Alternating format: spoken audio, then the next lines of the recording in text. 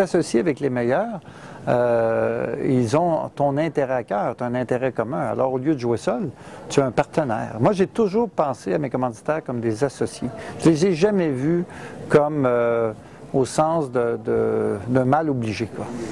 C'est fondamental au niveau financier, ça c'est certain. Deuxièmement, curieusement, moi je trouve ça stimulant parce qu'ils nous apportent souvent un public, dans leur briefing, nous inspire. C'est une source d'inspiration comme les autres et un challenge, une contrainte que moi j'intègre bien.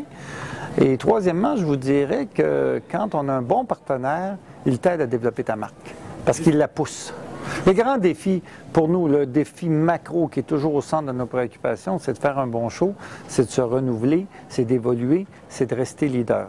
Les défis conjoncturels actuels, c'est évidemment la télévision qui nous donne des licences moins importantes, la commandite qui est dans une contraction économique qu'on connaît tous, les consommateurs qui veulent dépenser moins et avoir plus, mieux, et puis finalement les gouvernements qui ont moins d'argent. Alors ça, nous, ce sont nos 4 revenus habituels.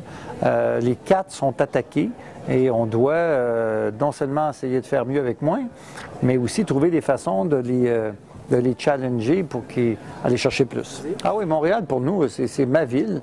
C'est une ville qui a 2 langues. Le jour où il n'y aura qu'une langue à Montréal, je pense que moi, je vais perdre un peu de mon rapport à cette ville-là.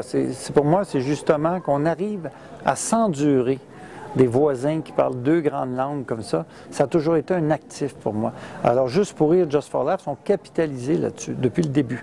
Et on est en lien avec l'Europe, on est en lien avec l'Amérique, on est des sortes de bâtards, nous, qui avons tout ça dans nos codes génétiques. Moi, Juste pour rire et Just for Laughs, j'aime ça que ça soit à Montréal. Je veux m'en servir d'un véhicule pour vendre ma ville, pour la rendre sympathique. J'ai les moyens et les outils pour diffuser à travers le monde, l'image d'un Montréal différent, sympathique de celui qu'on s'imagine. Un Montréal où on rit, où c'est fou, quoi. Pour moi, j'ai utilisé à Essien Montréal, ville du créateur. Parce que le créateur, c'est un individu.